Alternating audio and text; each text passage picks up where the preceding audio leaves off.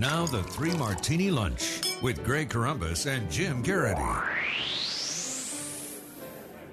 And welcome, everyone, to the Monday edition of the Three Martini Lunch, along with Jim Geraghty of National Review. I'm Greg Corombos of Radio America. Good, bad, and crazy martinis for you today, as usual. We start with the good, and Jim, we could have saved a lot of people a lot of trouble if they had just listened to us almost 2 years ago when the president nominated Chuck Hagel to be defense secretary.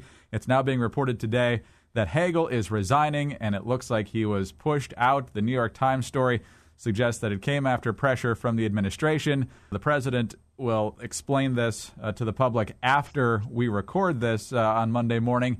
But there seems to be two streams of thought here. Number one is that Chuck Hagel was brought in to wind things down in Afghanistan and oversee sequestration at the Pentagon, and now circumstances with ISIS and other challenges have changed the mission of the Pentagon. Others simply say that Obama needed a scapegoat over Ebola and ISIS, and Chuck Hagel was the easiest one to pick. So what do you make of it? Every theory has some weight to it. Why do we have to choose, Greg? It's possible he's a bit incompetent, and that Obama didn't know what he was doing when he appointed him, and that, as Hagel, he did have his rare public appearances. He did occasionally offer a succinct assessment of the world when he said the world is on fire. He had a terrible confirmation hearing. We'd often kind of scoffed as a guy who had not necessarily been up to it and kind of been cruising on the post-senatorial lecture circuit for a while. Has a terrible confirmation hearing. Appears to be just window dressing to put a bipartisan spin on what we suspect were going to be deep defense cuts. This could have worked for Obama if the world had remained at peace. The world wasn't willing to play ball with that. It was kind of striking how rarely you would see Hagel, whether it's the Sunday shows or making press announcements at the Pentagon. I mean, not every Secretary of Defense has to be Rumsfeld, going out and giving the daily briefing and offering, regular updates and stuff. But I had regularly reported that he was invisible, belongs on the side of a milk carton. I will gleefully recall that in February, the Politico's defense newsletter scoffed that it's ridiculous to think this, and he's doing a fantastic job, and only crazy right-wingers could be complaining, yada, yada, yada. And of course, now we see from a senior White House official, quote, he wasn't up to the job, unquote. And as somebody pointed out, it's kind of interesting to see an administration let Hagel insist that he's resigning voluntarily and then just take a dump on him like this by, these kinds of, backstabbing assessments of him, which, by the way, appear to be accurate. Like, it's not like he's a strong defense. No, Hagel was doing a great job. Things were going hunky-dory for U.S. national security around the world, and this is a great injustice. He was a bad appointment, and now we see 2 years later, it's probably done some real damage to the country. Jim, given Obama's attitude towards Republicans in the past 2 weeks, you think there'll be another Republican running the Pentagon the last 2 years here? Well, as somebody observed, what better way to respond to a wholesale drubbing of the Democratic Party than to get rid of the one Republican in the cabinet? Although I got to tell you, look, this is a non-entity in terms of, I actually am not sure if the election had that much to do with this. Hagel's lack of success has been, the only thing that the election had to do with this is probably pushing it back. Because Hagel's been pretty bad at Pentagon for the better part of 2 years now. Yeah, well, again, we could have told you that and saved you a lot of misery there. All right, on to the bad martini now. And, of course, the last couple of days of last week were dominated in the bad martini by the president deciding to ignore his own counsel, which was recorded many, many times, saying that he did not have the power to suspend deportation, grant legal status, however you want to say it, to millions upon millions of people in this country illegally. He did it anyway, and so he appeared on ABC's This Week with George Stephanopoulos. And Stephanopoulos asked him, well, if this was okay for you on immigration, what about a Republican who decides that, some people are paying too much in taxes and they're not really going to prosecute if they decide not to pay them? Now, Stephanopoulos, we have his question and the follow-up because the president completely ignored the question in the first answer, only to say that nothing was happening on the status of these people, so he had to act. And here's how it went. How do you respond to the argument a future president comes in, wants lower taxes? Doesn't happen. Congress won't do it. He says, I'm not going to prosecute those who don't pay capital gains tax. So you don't think it would be legitimate for a future president to make that argument? With respect to taxes, yeah. Absolutely not. But what is true today is we don't audit every single person, but we still expect that people are going to go ahead and follow the law. And we have limited resources. We have to make sure that we prioritize those folks who are most dangerous. So just like illegals, you might actually get away with it, but how dare a president actually respond to that situation since the government can't respond to all those people? So basically what Obama's saying here, whether he realizes it or not, and this is, when you can put it into the category of maybe the president isn't as smart as he's convinced he is, that theoretically a president could say, I really think the rich are paying plenty in taxes, so I'm instructing the IRS to not audit anyone paying, more than X amount, or not audit anyone making more than X amount. And under the Obama philosophy of the executive branch, that's perfectly legal. So it's not that he can cut the taxes per se. He can just say, you're just not going to get audited, and then pay what you feel like. I'm not saying I'd recommend that philosophy for the next Republican president, but that's, in his own words, Obama is saying that's an opening. Wait, this is a bad martini? This is a good martini. No.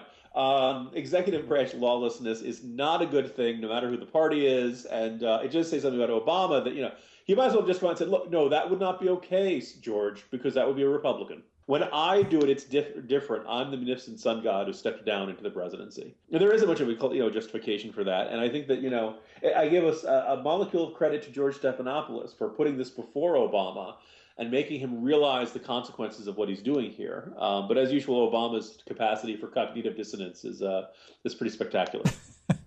All right, on to the crazy martini now, and this probably made decent headlines around the nation. It was certainly huge news over the weekend here in the Washington area as longtime D.C. Mayor Marion Barry died. He actually hadn't been mayor since the late 90s. He was a 4-term mayor, interrupted by 4 years off, part of that time in prison for being caught on camera smoking crack in an FBI sting in a D.C. hotel room in 1990. He was also mayor of D.C. at a time when it was known as the murder capital of the world. I know it toggled back and forth between D.C. and Detroit, and being a Michigan guy, I was always happy to see Detroit lose the title from time to time. But it's interesting, Jim, that since he died early Sunday morning, that doesn't seem to be much of the focus in Washington and beyond. It's about how he's this transformative civil rights figure, how he helped black entrepreneurs in the city, which on some levels may be true. But the idea that this is not a huge part of his legacy is ridiculous. You're right. But as of Sunday morning, this was, dominating local news. Well, there's more to him than the incident of being caught smoking crack. Reasonably enough correct statement, although, one, it's not like we can airbrush that out of history. But that's a fairly glaring, moment in his adult life. And then the second thing is that it's not like the rest of it. It's a fantastic record as mayor, spoiled by this one blemish of this. And this was the point I tried to lay out in the Morning Jolt. He was a terrible mayor. He was a terrible, terrible mayor, both in his first terms being, when Washington became the murder capital of the world, or when he came back. In both of those times, I think the single clearest indicator of how bad things were was just this absolute deterioration in city services, and everything from, can they plow the snow when it snows, the schools getting worse and worse. New York City and a whole bunch of other major American cities experienced a dramatic reduction in crime. This is the Rudy Giuliani years back in the mid-'90s. You saw it in LA, you saw it in a whole bunch of places. DC never really had that.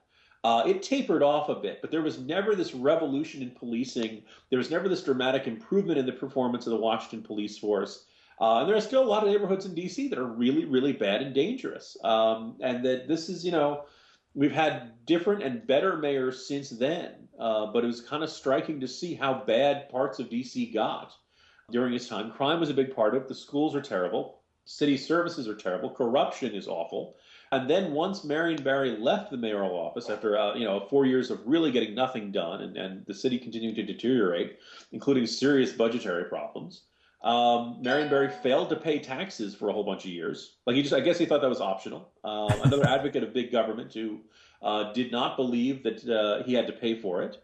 And then he kept, he got elected to the city council, and he kept having more scandals of, getting paid money from people in contracts and, giving a city contract to his girlfriend at the time. And just one shady deal after another. And then you throw in his racist statements about Asians and their dirty businesses.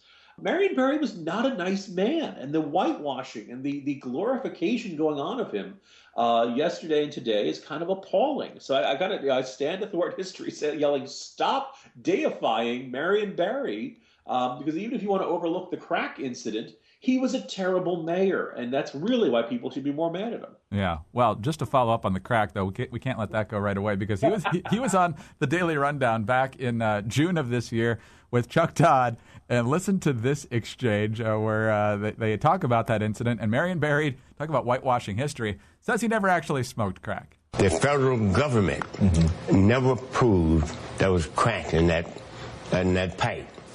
Jurors didn't believe it. And so, no, the answer is no. And so, therefore, people ought to stop. So you deny that you ever smoked crack? Yes. No, You've never smoked crack in your life? Never smoked crack. Simple as that. These are not the droids you're looking for, Jim. I was going to say, what was in the pipe? Bubbles? I just went through the whole process, but there was no crack in it. That's yeah. So I mean, look, that's the level of denial we're talking about here. Some people who say you shouldn't speak ill of the dead, and I can understand that. And for everybody who knew him and liked him and his family and friends, I hope they can find some peace in the days and weeks and months to come. I take no glee in the man's death. It's sad and unfortunate, but don't speak ill of the dead doesn't mean lie about who they were and what they did. And that's what I feel like some of the coverage really has veered into that direction of averting our eyes from a very unsavory record as a political figure in the city. Yeah. Well, we'll leave it there for now. Certainly an unforgettable figure. We can certainly say that. Jim, we'll talk to you tomorrow. Have a great day. See you tomorrow, Greg. Jim Geraghty of National Review. I'm Greg Corombos of Radio America. Thanks for being with us today, and be sure to join us on Tuesday for the next 3 Martini Lunch.